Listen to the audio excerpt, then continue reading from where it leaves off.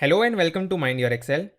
My name is Parth and in this video I am going to tell you 3 thumb rules that you should keep in mind while working on Excel. So let's begin.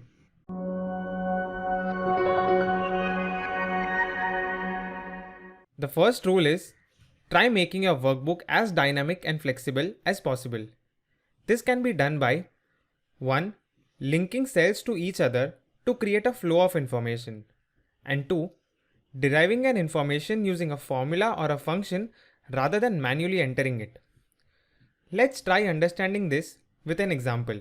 Here, I have a workbook where I need to record my weekly purchases for a particular month and later on create a summary at the end of the month. How can we make this more dynamic? The first step is to classify this workbook into information that has to be manually entered and the ones that can be derived. I will highlight all the cells in this workbook where information needs to be manually entered. So the date, the credit period, my purchase in liters, and the rate per liter. These are the 4 information that need to be manually entered. I will quickly fill up this data in the workbook. Let's try calculating the summary table.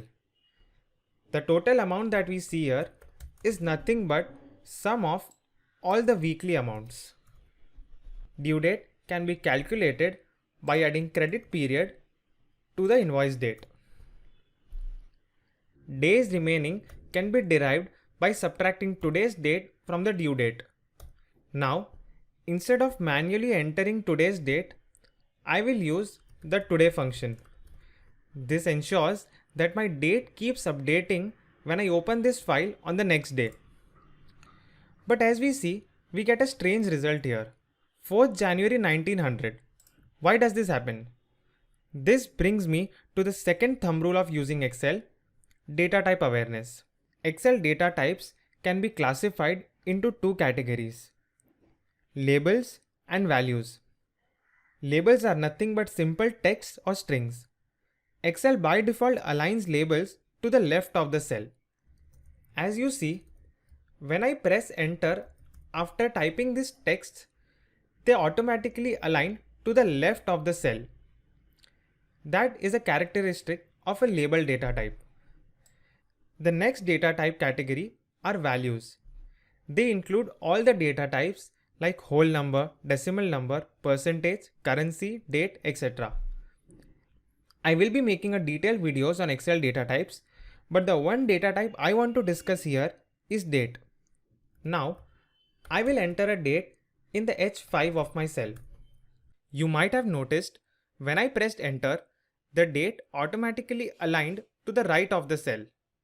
This shows that it is a value data type. Let's see what happens when I convert this date into a number format. I get a number 43,983. What is this number? Excel represents each day as a whole number starting from 1st Jan 1900. So if I enter 1 in this cell and convert this whole number into a date, I get the result 1st Jan 1900. Similarly, converting 2 into a date gives me the result 2nd Jan 1900. So now we know that the number we see here is nothing but the number of days between the date that we entered and 1st Jan 1900. All the data types like whole number, decimal number, percentage, currency, date, time, etc. are nothing but raw numbers represented in different formats.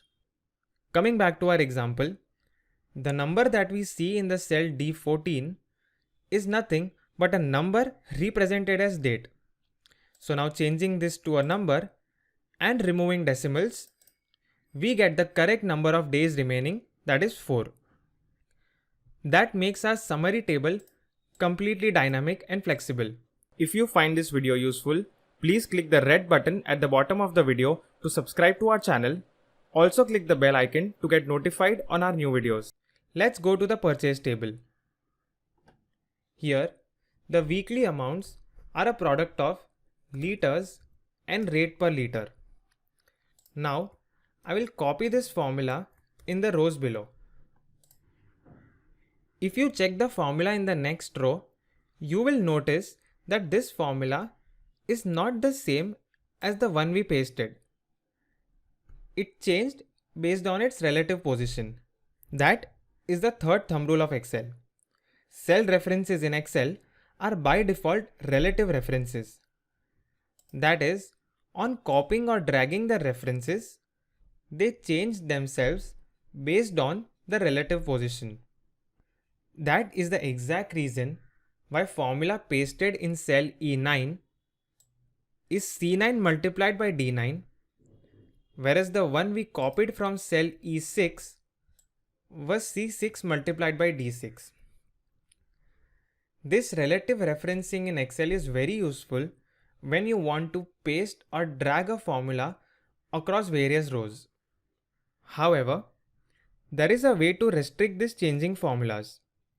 It is by using absolute references instead of relative references.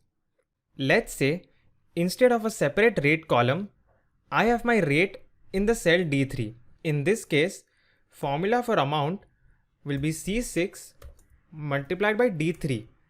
Now when we paste the formulas below, we see that the cell reference D3 has also shifted down as per our third thumb rule.